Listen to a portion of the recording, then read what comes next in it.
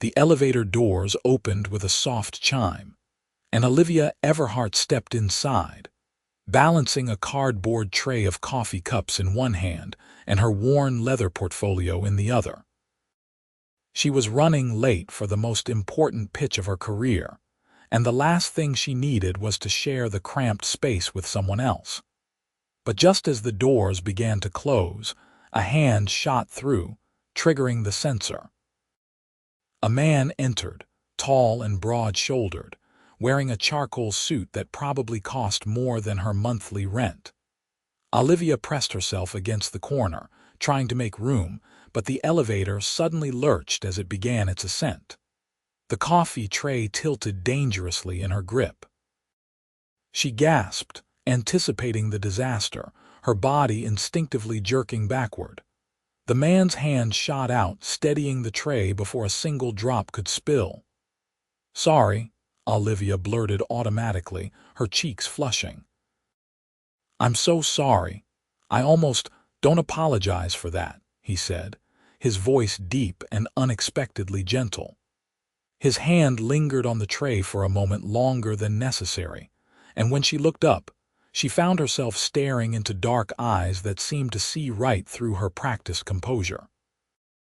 "Elevators are unpredictable. No reason to apologize for physics." Olivia blinked, caught off guard. In her 28 years, she couldn't remember a single time when someone had told her not to apologize. The words felt foreign, almost revolutionary. She had spent her entire life saying sorry for taking up space, for speaking her mind, for existing in rooms where she didn't quite belong. "Thank you," she managed, her voice softer than she intended. The man released the tray and stepped back, giving her space. He pressed the button for the 42nd floor, and she noticed he didn't press any others.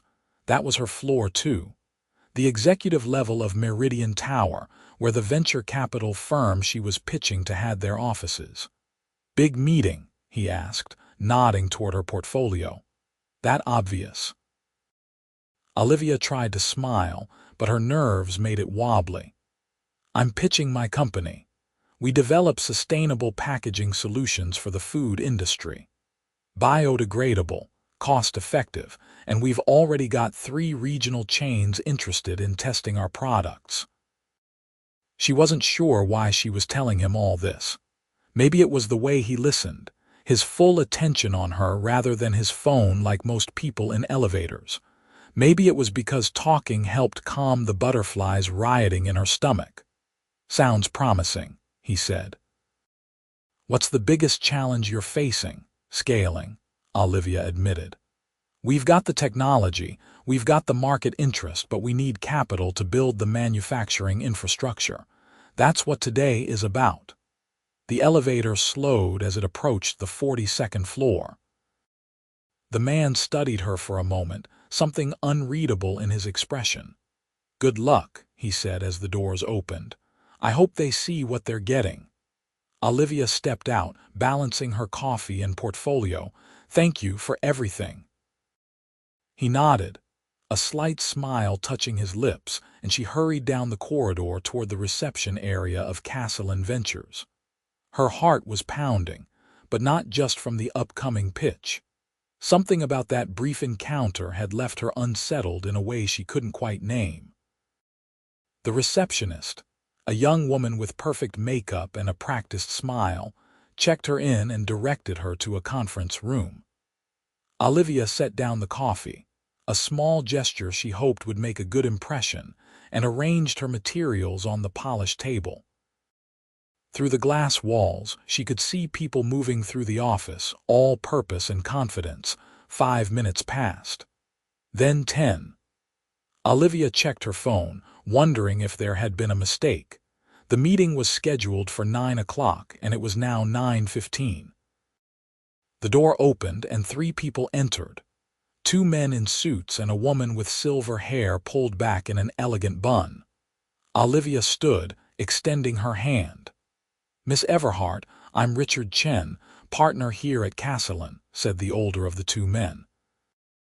"This is Jennifer Wu, our operations analyst, and we've met," said the third person, and Olivia's stomach dropped. It was the man from the elevator. He was watching her with that same unreadable expression, but now there was something else there too. Amusement, perhaps, or maybe curiosity. "This is Quinn Easton," Richard continued, "founder and CEO of Castle and Ventures." Olivia felt the blood drain from her face. Quinn Easton. She'd seen his name on the research she'd done about the firm, but there had been no photos, nothing to prepare her for this moment. The man she'd nervously babbled to about her company in the elevator was the billionaire venture capitalist who would decide her future. "Please, sit," Quinn said, pulling out a chair. His voice was the same as it had been in the elevator, warm and without pretense. "I believe you brought coffee." That was thoughtful. Olivia sat, her hands trembling slightly as she distributed the cups. She'd memorized her pitch, practiced it until the words flowed like water, but now her mind was completely blank. "Miss Everhart," Jennifer Wu said, opening a laptop. "We've reviewed your preliminary materials, and I have to say, the technology is impressive. But we have some questions about your business model." The questions came rapid fire, testing every aspect of her company. Olivia found her footing as she answered, the familiar territory of her work grounding her. She pulled up prototypes, showed them test results, walked them through projected growth scenarios.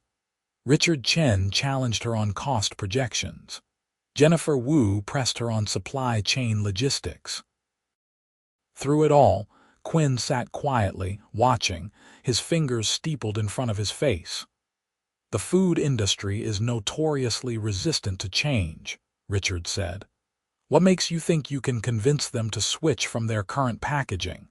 "Because they're already asking for it," Olivia replied. "Consumer pressure is mounting. People want sustainable options and they're willing to pay for them. The chains I've been talking to aren't interested because they're altruistic. They're interested because their customers are demanding it and they see the writing on the wall. Legislation is coming. It's already happening in Europe. Companies can either adapt now and be ahead of the curve, or they can wait and scramble to catch up later." Quinn leaned forward slightly. "You started this company 2 years ago. What were you doing before that?" The question caught Olivia off guard. "I was working in product development for a major food packaging corporation. That's where I saw the problem firsthand. Mountains of plastic waste, all of it ending up in landfills or oceans. I spent 3 years trying to convince them to invest in sustainable alternatives, but they wouldn't listen. So I left and started my own company." "That must have been a risk," Quinn said, "leaving a stable job to chase an idea." "It was terrifying," Olivia admitted, "but I couldn't keep watching us destroy the planet when I knew there was a better way. Sometimes you have to bet on yourself." Something shifted in Quinn's expression. He glanced at Richard and Jennifer, then back at Olivia. "Thank you for coming in today. We'll be in touch by the end of the week." That was it. The meeting was over. Olivia gathered her materials, shook hands, and left the conference room feeling like she'd just run a marathon. She had no idea if it had gone well, or if she'd just crashed and burned in front of one of the most influential venture capitalists in the country. The elevator ride down felt much longer than the ride up. 3 days passed with no word. Olivia threw herself into work at the small warehouse space she rented on the outskirts of the city, tweaking formulas and running tests. Her business partner and best friend, Marcus, kept asking if she'd heard anything, and each time she had to tell him no, she felt a little more deflated. On the 4th day, her phone rang. Unknown number. "Miss Everhart, this is Quinn Easton." Olivia nearly dropped her phone. "Mr. Easton, hello. I was hoping you might have dinner with me tonight. There are some aspects of your proposal I'd like to discuss in a less formal setting." Her heart hammered. "Of course. What time?" 7. I'll text you the address." He hung up before she could respond. Olivia stared at her phone, trying to process what had just happened. Was this good news or bad news? And why did Quinn Easton want to have dinner alone rather than bringing his team? Marcus appeared at her shoulder. "Who was that?" "Quinn Easton. He wants to have dinner." "The billionaire wants to have dinner with you." Marcus's eyebrows shot up. "Olivia, that's either really good or really weird." "Thanks for that analysis," Olivia said dryly. "What am I supposed to wear to dinner with a billionaire?" "Something that says I'm a serious businesswoman, but also I clean up nice." Olivia went home early and tore through her closet. She settled on a navy dress, simple but elegant, and spent extra time on her hair and makeup. The address Quinn had texted was for a restaurant in the financial district, the kind of place that required reservations months in advance. When she arrived, the host led her through the dimly lit dining room to a private corner table where Quinn was already seated. He stood when he saw her, and Olivia noticed he'd traded his suit for dark slacks and a white button-down, the sleeves rolled to his forearms. "Thank you for coming," he said, pulling out her chair.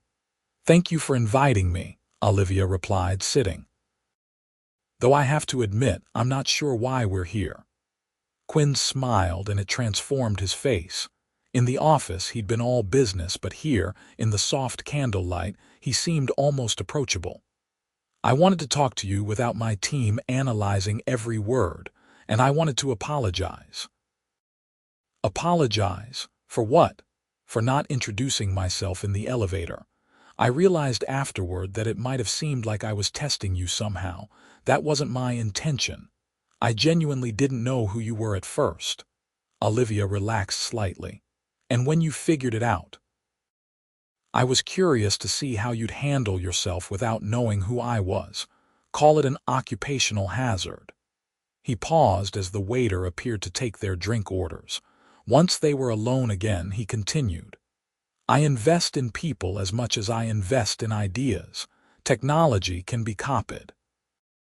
Business models can be replicated, but passion, integrity, vision, those are rare." "And," Olivia prompted, her pulse quickening, "and I think you have all three. Castle Ventures wants to invest in your company. We're prepared to offer you $3 million for a 25% stake." Olivia's breath caught.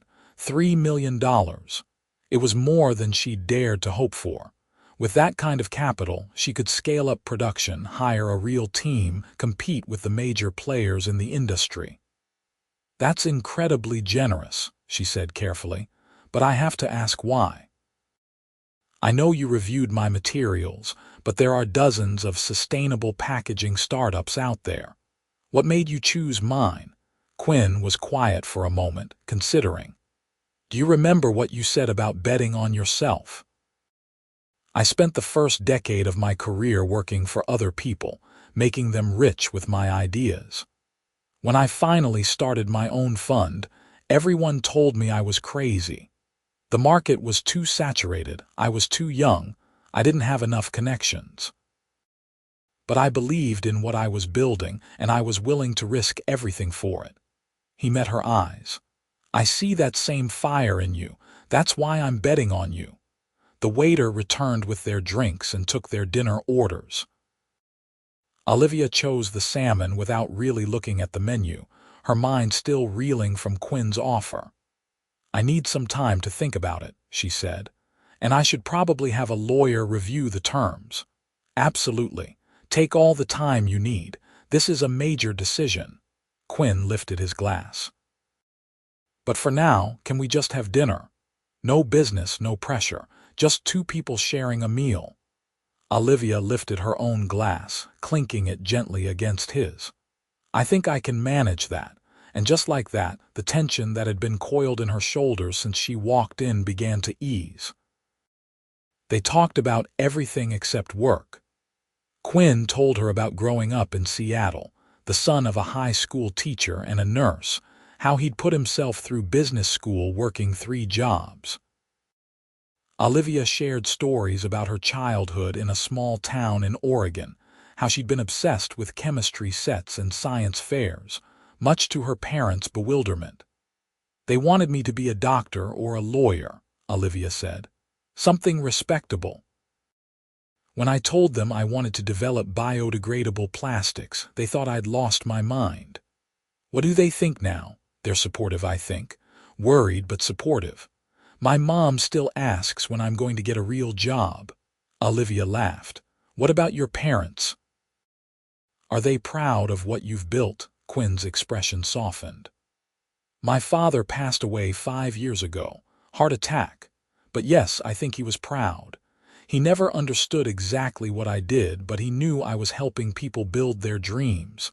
That mattered to him." "I'm sorry," Olivia said quietly. "Don't apologize for that," Quinn said, and there was that phrase again, the one that had caught her so off guard in the elevator. "He lived a good life. He was happy. That's all any of us can hope for." The conversation flowed easily after that, moving from topic to topic with the natural rhythm of two people genuinely interested in each other. Olivia found herself laughing more than she had in months, the stress of the past 2 years melting away in Quinn's presence. He was nothing like she'd expected a billionaire venture capitalist to be. There was no arrogance, no need to dominate the conversation or prove how smart he was. He asked questions and actually listened to the answers. When the check came, Quinn handled it before Olivia could even reach for her purse. "Thank you," she said as they walked out into the cool evening air. "For dinner and for the offer.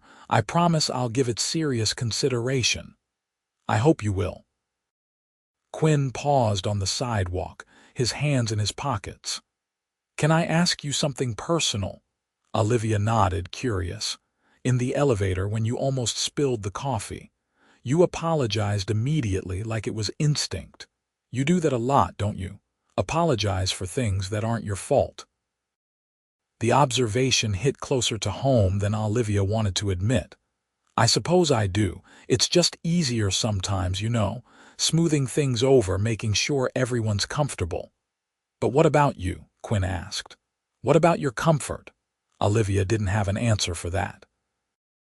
She'd spent so long accommodating others, making herself smaller, that she wasn't sure she knew what her own comfort looked like anymore. Quinn seemed to sense her struggle. "You're building something important, Olivia. Don't shrink to make room for people who should be making room for you." They stood there for a moment, the city moving around them until Olivia realized she was staring. "I should go," she said, breaking the spell. "Thank you again for everything. Can I give you a ride? My car is just around the corner." Olivia hesitated, then shook her head. "I'm going to walk for a bit, clear my head." Quinn nodded, understanding. "Be safe." As Olivia walked through the streets toward the subway, her mind churned with everything that had happened. The investment offer was exactly what she needed. It was the answer to months of sleepless nights and mounting anxiety.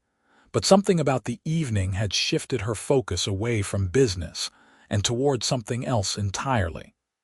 The way Quinn had looked at her across the table. The warmth in his voice when he told her not to apologize. The feeling that he saw her, really saw her, in a way few people ever had. She pushed the thoughts aside. This was business. Quinn Easton was a billionaire investor, and she was an entrepreneur looking for funding. Getting involved emotionally would be a disaster, a complication neither of them needed. She would accept his offer, build her company, and maintain a professional relationship. Nothing more. But as she descended into the subway station, Olivia couldn't stop replaying the evening in her mind. Couldn't stop thinking about the way his eyes had lingered on hers just a moment too long to be purely professional. The next morning, Olivia called her lawyer and arranged to review the investment terms. Everything was exactly as Quinn had outlined, with no hidden clauses or unexpected conditions. It was, her lawyer admitted, one of the most founder-friendly deals she'd seen from a major venture capital firm. "He must really believe in you," the lawyer said. Olivia signed the papers that afternoon and called Quinn to let him know. "Excellent," he said, and she could hear the smile in his voice. "We'll need to schedule some meetings to go over strategy, introduce you to some contacts in manufacturing. Are you free Monday morning? I'll make myself free." "Good. And Olivia, welcome to the Castellan family." The family. The word resonated strangely with her, suggesting something more intimate than a business relationship. But she pushed the thought aside and threw herself into work. The next few weeks were a whirlwind. Quinn introduced her to factory owners, supply chain consultants, and potential clients. He sat in on strategy meetings, offering insights but never overstepping, always making it clear that this was her company and her vision. Marcus marveled at how much they were accomplishing. "I don't know what you said to Quinn Easton," he told Olivia one evening as they reviewed production schedules, "but he's going all in on this. I've never seen a VC be so hands-on." Olivia had noticed it too. Quinn checked in regularly, not with the detached interest of an investor protecting his capital, but with genuine curiosity about how things were progressing. He remembered details from their conversations, followed up on issues she'd mentioned in passing. And sometimes, late in the evening, he'd text her articles about the packaging industry or funny observations about their meetings, messages that had nothing to do with business and everything to do with keeping a conversation going. She knew she should maintain boundaries. But when Quinn invited her to a gallery opening where one of his friends was exhibiting photographs, she said yes. When he suggested they grab coffee after a particularly grueling strategy session, she agreed. When he asked if she wanted to see a documentary about ocean pollution that was screening at a small theater downtown, she found herself sitting in the dark beside him, hyper-aware of how close his shoulder was to hers. "This is a problem," Marcus said, when she told him about the documentary.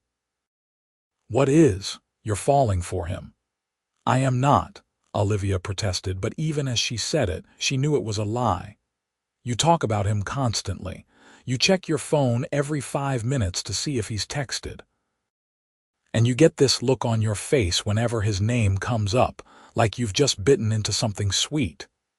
"Even if that were true," Olivia said, "which I'm not admitting, it doesn't matter. He's my investor. Getting involved would be inappropriate and stupid and could jeopardize everything I've worked for. Has it occurred to you that he might feel the same way?" "No," Olivia said firmly. "Quinn Easton is a billionaire. He could have anyone. He's probably just being nice because he wants the company to succeed." But Marcus's words stayed with her, planting seeds of doubt and possibility. She started noticing things she'd been trying to ignore. The way Quinn's gaze would linger on her during meetings. How he always positioned himself near her in group settings. The fact that he seemed to find excuses to see her that had nothing to do with business. 2 months after signing the investment deal, Olivia's company secured its first major contract with a regional grocery chain. It was a huge win, the validation she'd been working toward for 2 years. Quinn insisted on taking her out to celebrate. They went to a different restaurant this time, a rooftop place with views of the city lights spreading out in every direction. Quinn ordered champagne, and they toasted to the contract, to the company's future, to taking risks that paid off. "I'm so proud of you," Quinn said, and there was something raw in his voice that made Olivia's breath catch. "You did this. You had the vision and the courage to make it real." "I couldn't have done it without you," Olivia said. "The investment, the connections, the advice, none of this would have happened without Castellan. The money and connections just accelerated what was already inevitable. You would have found a way with or without me." They fell into silence, sipping their champagne and watching the city below. Olivia felt the question hovering between them, the thing neither of them had been willing to name. She thought about Marcus's words, about the possibility that Quinn might feel what she was feeling.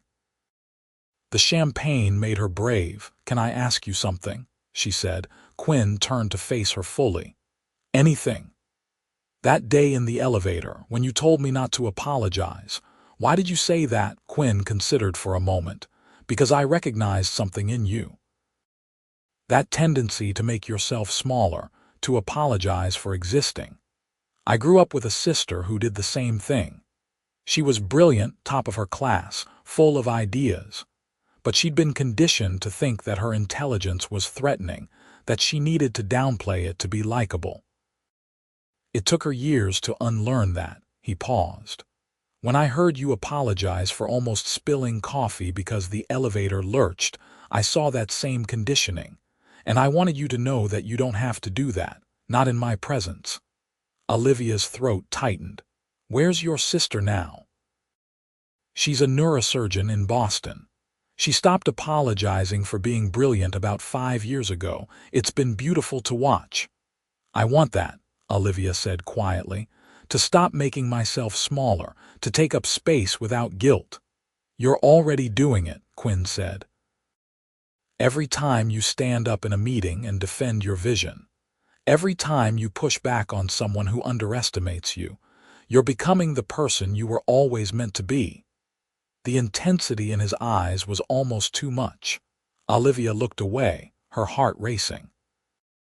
"I should tell you something," Quinn said, his voice careful. "And I need you to know that what I'm about to say won't affect our business relationship or the investment. Those are separate no matter what." "Okay," Olivia whispered. "I haven't been able to stop thinking about you since that day in the elevator. At first, I told myself it was just professional interest, that I was excited about the company. But it's more than that.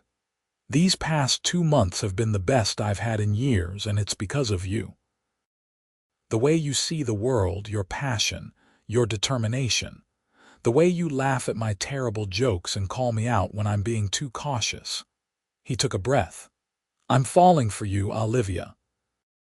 I've been fighting it because I know how complicated it makes things, but I can't keep pretending I don't feel this way." Olivia's heart was hammering so hard she was sure he could hear it. "Quinn, you don't have to say anything," he cut in quickly. "I just needed you to know. If you don't feel the same way, we'll forget this conversation ever happened and move forward as business associates. But if there's any chance that you might feel something too, I need to know, because I can't keep wondering." Olivia looked at him. This man who had believed in her when she barely believed in herself, who had told her not to apologize for taking up space, who saw her not as an investment opportunity, but as a person worth knowing. All the reasons this was complicated, all the ways it could go wrong, seemed suddenly insignificant compared to the truth sitting heavy in her chest. "I feel it too," she said. "I've been trying not to, telling myself it's inappropriate and risky and could ruin everything. But yes, I feel it. I think I've been falling for you since you steadied that coffee tray." Quinn's face transformed with relief and joy. He reached across the table, taking her hand in his. His palm was warm, his grip firm without being possessive. "So what do we do now?" Olivia asked. "I think we figure it out together," Quinn said. Slowly, carefully. "Your company comes first, always. I never want you to feel like your success is tied to our relationship. We keep business and personal separate as much as we can. And we're honest with each other about everything." "I can agree to that," Olivia said. Quinn's thumb traced circles on the back of her hand. "Can I take you to dinner again tomorrow? An actual date, nothing to do with business." "Yes," Olivia said, smiling. "I'd like that." They left the restaurant holding hands, something shifting fundamentally between them.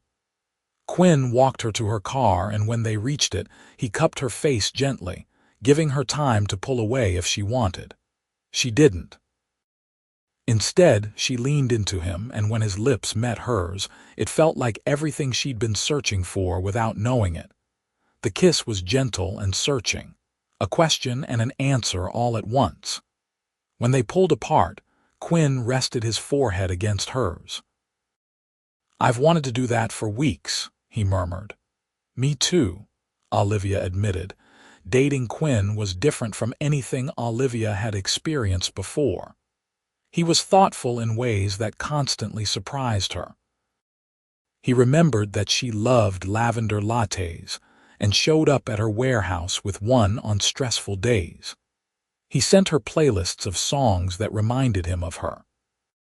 He planned dates that were creative and unexpected, a cooking class where they made terrible sushi, a midnight kayaking tour of the city's waterways, a visit to a botanical garden where they spent hours wandering among exotic plants.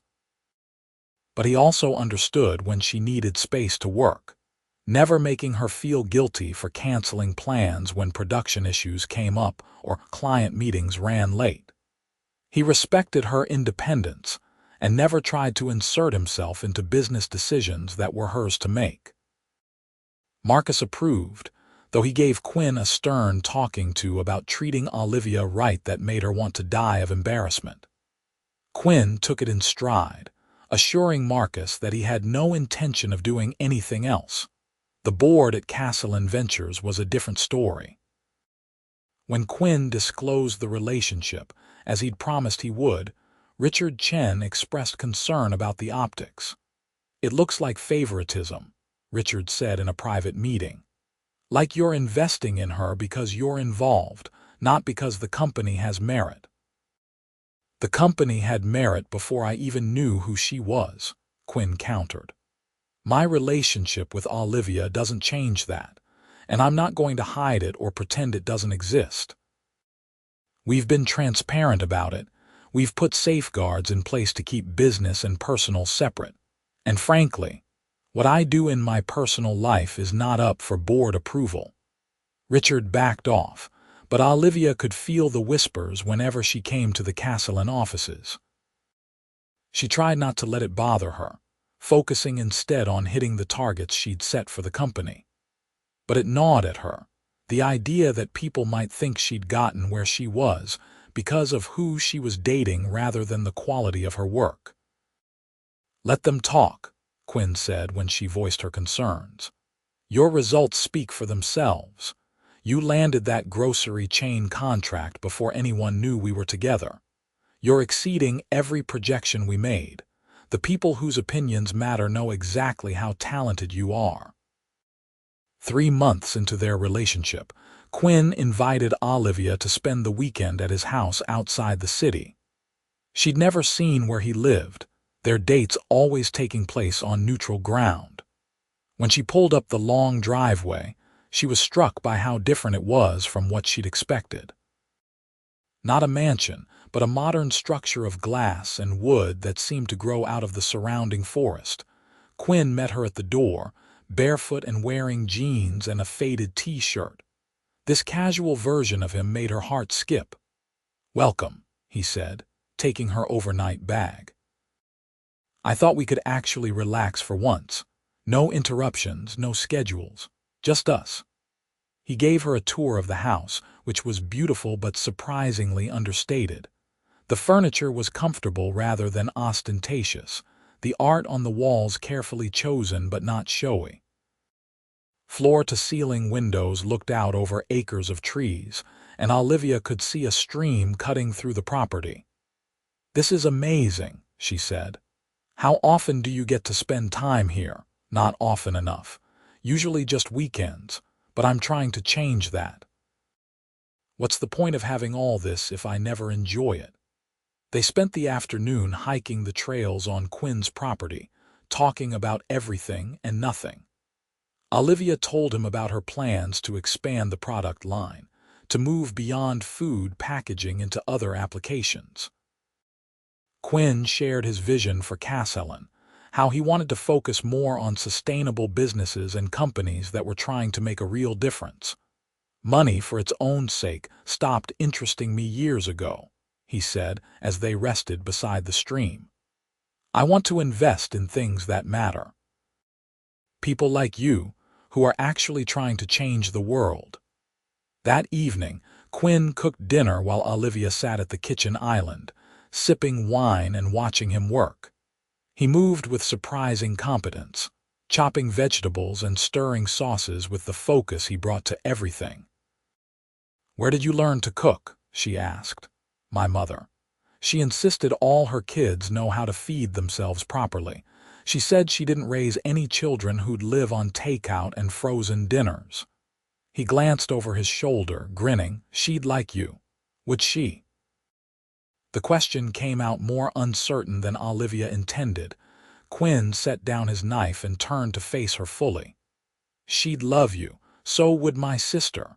They're both going to be pestering me about when they can meet you. You've told them about me, of course. You're important to me, Olivia." "They know that." After dinner, they settled on the couch in front of the fireplace, Olivia tucked against Quinn's side. This was the most relaxed she'd felt in months, maybe years. No pressure to perform or prove herself, no anxiety about the future. Just the warmth of the fire and Quinn's steady heartbeat beneath her ear. "Thank you," she said quietly. "For what? For this. For seeing me. For making me feel like I don't have to be anything other than exactly who I am." Quinn's arms tightened around her. "You never have to be anything else with me. I fell for you exactly as you are." They made love that night in Quinn's bedroom, with moonlight streaming through the windows and the sound of the wind in the trees outside. It was tender and intense, both of them taking their time, learning each other. Afterward, Quinn held her close, his fingers tracing patterns on her shoulder. "I love you," he said into the darkness. Olivia's breath caught. She turned to face him, studying his expression in the dim light. "You love me, I do. I know it's only been a few months, and if it's too soon to say it, I understand. But I don't believe in hiding what I feel. I love you, Olivia. Your passion, your integrity, your terrible sense of direction, all of it." Olivia laughed, tears pricking her eyes. "I love you too. I think I have for a while now." Quinn kissed her, slow and deep, and Olivia felt something settle in her chest. This was real. This was lasting. Whatever came next, they would face it together. The next 6 months brought challenges and triumphs in equal measure. Olivia's company continued to grow, securing contracts with 2 more regional chains and beginning preliminary talks with a national distributor. But with growth came growing pains. Production issues, staffing challenges, the constant pressure to scale faster than their infrastructure could handle. Quinn was there through all of it, offering advice when asked but never pushing. He introduced her to people who could help, opened doors that would have stayed closed, but always made it clear that the decisions and the credit were hers. They navigated their relationship carefully, keeping it separate from business as much as possible. At Castellan offices and industry events, they were professional, but in private, they built something deep and genuine. Quinn met her parents, charming her skeptical father with his knowledge of vintage cars and winning over her mother with his obvious devotion to Olivia.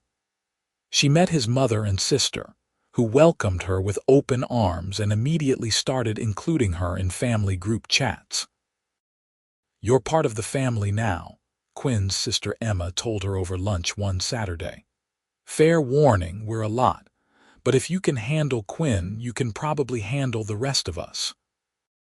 Olivia found herself thinking more and more about the future, about what it would look like with Quinn in it permanently.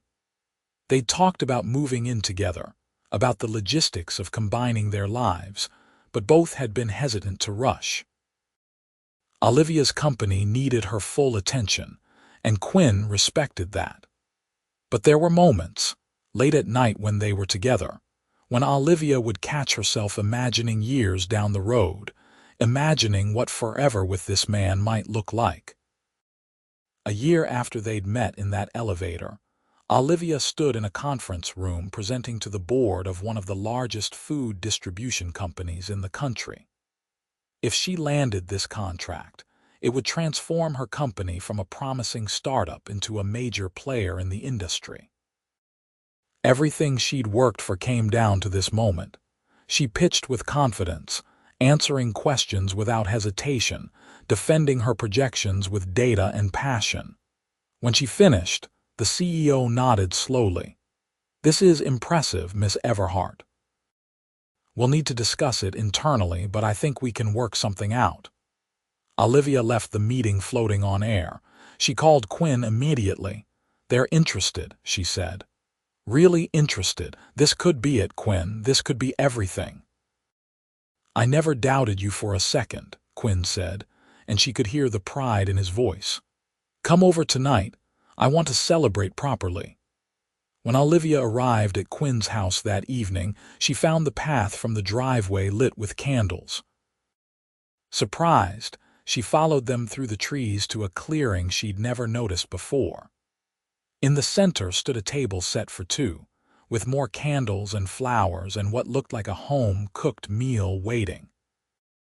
Quinn stood beside the table, dressed in slacks and a button-down, his hands in his pockets. He looked nervous, which was so unlike him that Olivia's heart started to race. "What is all this?" she asked. "A celebration," Quinn said, "and something more." He moved toward her, taking her hands.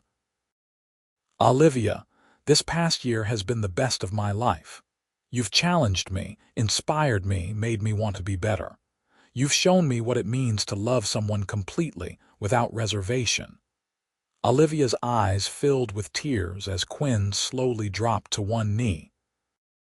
"I don't want to spend another day without knowing you'll be by my side permanently. I want to build a life with you, whatever that looks like. I want to support your dreams and share mine with you. I want everything with you." He pulled a small box from his pocket, opening it to reveal a simple but stunning diamond ring. "Olivia Everhart, will you marry me?" "Yes," Olivia said, the word coming out choked with emotion. "Yes, absolutely yes." Quinn stood, sliding the ring onto her finger, and then he was kissing her, holding her like he never wanted to let go. When they finally broke apart, both of them were crying. "I love you so much," Olivia whispered against his chest. "I love you too. More than I knew it was possible to love someone." They had dinner under the stars, talking about the future they would build together. Quinn wanted a wedding that reflected both of them, something meaningful but not ostentatious. Olivia wanted her parents there, and Marcus, and the small circle of people who had supported her through everything. They talked about keeping the guest list intimate, about writing their own vows, about what their life together would look like. "I don't want you to change anything about your life or your work," Quinn said. "Your company is your dream, and I want to support that in whatever way you need. And I don't want you to feel like you have to protect me or clear the path for me," Olivia replied. "I want to earn my success on my own terms, but having you beside me, believing in me, that means everything." They set a date 6 months out, enough time to plan without it feeling rushed. The engagement announcement made waves in both their circles. Some people were genuinely happy for them, others skeptical, wondering about the mixing of business and romance. But Olivia found she cared less and less about others' opinions. She knew the truth of their relationship, knew it was built on respect and equality and genuine love. The distribution deal came through 2 weeks later, the final piece falling into place for Olivia's company. With that contract secured, she was able to hire a proper management team, finally delegating some of the burden she'd been carrying alone. Marcus became her chief operating officer, handling day-to-day operations while Olivia focused on strategy and growth. "You did it," Marcus said as they moved into their new office space, a whole floor in a modern building downtown.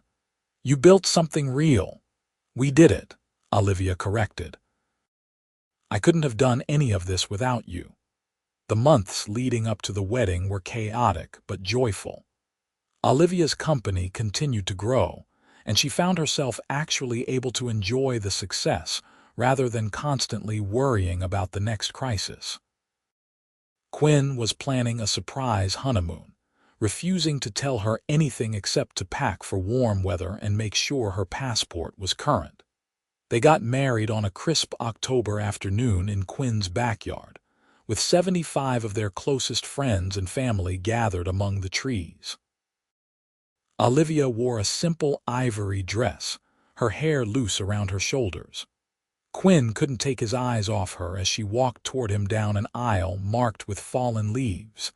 They exchanged vows they'd written themselves. Quinn promised to always challenge Olivia to reach higher while never making her feel inadequate. He promised to be her partner in every sense of the word, to celebrate her victories and support her through defeats. He promised to never let her shrink herself to make room for others. Olivia promised to bring her whole self to their marriage, to never hide her ambitions or apologize for her success. She promised to trust Quinn with her vulnerabilities and her strengths. She promised to build a life with him that honored both their dreams. When the officiant pronounced them married, Quinn kissed her as the crowd erupted in applause. Olivia felt like she was floating, anchored only by Quinn's hand in hers.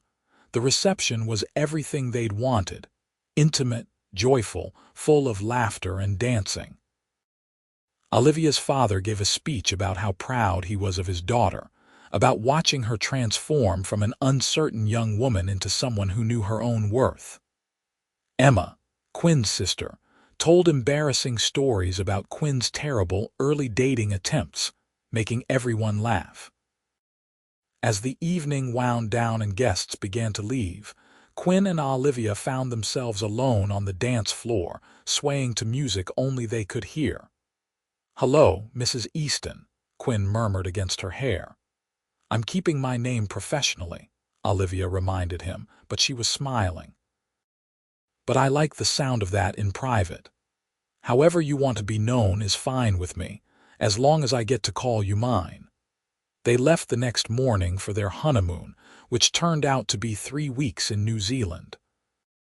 Quinn had rented a camper van, and they spent their days hiking through mountains, soaking in hot springs and exploring remote beaches. It was the first time in years that Olivia had truly disconnected from work, trusting her team to handle things in her absence. "I could get used to this," she said one evening as they watched the sunset over Lake Wakatipu. "We should make it a priority," Quinn said. "Taking time for just us regularly, not just when we're on vacation, but in everyday life. I don't want to be one of those couples who gets so caught up in work that they forget why they fell in love." "Deal," Olivia agreed. When they returned home, they moved into Quinn's house, which was now their house. Olivia set up a home office in one of the spare rooms, and they fell into a routine that felt natural and right. Morning coffee together before they headed to their respective offices. Evening walks through the property, talking about their days. Weekends spent exploring the city, or simply enjoying each other's company.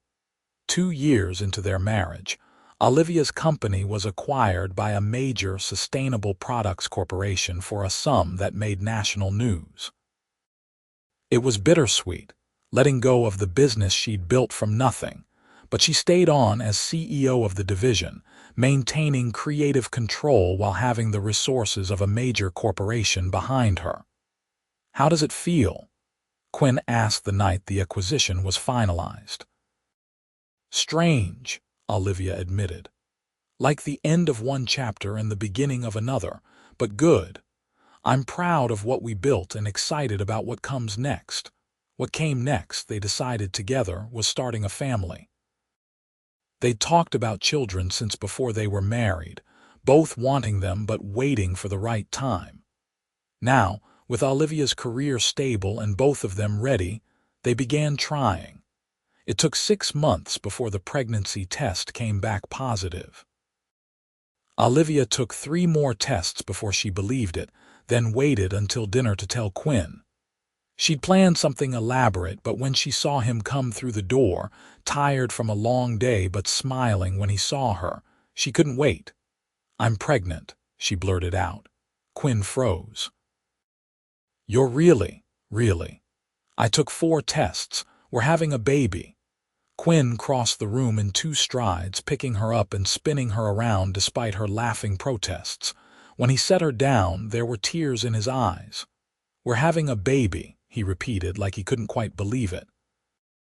"Olivia, we're going to be parents." The pregnancy was smooth, if exhausting.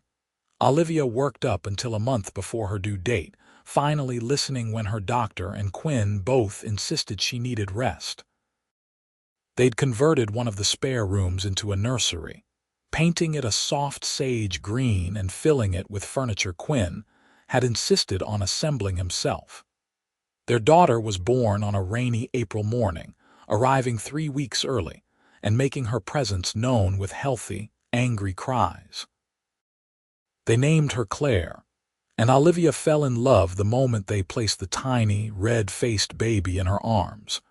Quinn was a natural father, patient and gentle, taking night feedings without complaint and figuring out how to change diapers with the same focus he brought to everything else. Watching him with their daughter made Olivia fall in love with him all over again. The first year of Claire's life was a blur of sleepless nights and countless small joys. Her first smile, her first laugh, the way she'd light up when she saw Quinn come through the door. Olivia scaled back her hours at work, determined not to miss these moments, and found that the world didn't end just because she wasn't constantly grinding. "You're different than you used to be," Marcus observed one day when Olivia brought Claire into the office. "Calmer, more settled." "I'm happy," Olivia said simply. "I have work I love, a family I adore, and I'm not apologizing for any of it." Marcus grinned. "Remember when you used to apologize for everything? Even for breathing too loud in meetings?" Vaguely. "That person feels like a lifetime ago." On their 5th wedding anniversary, Quinn surprised Olivia with a trip back to the building where they'd first met.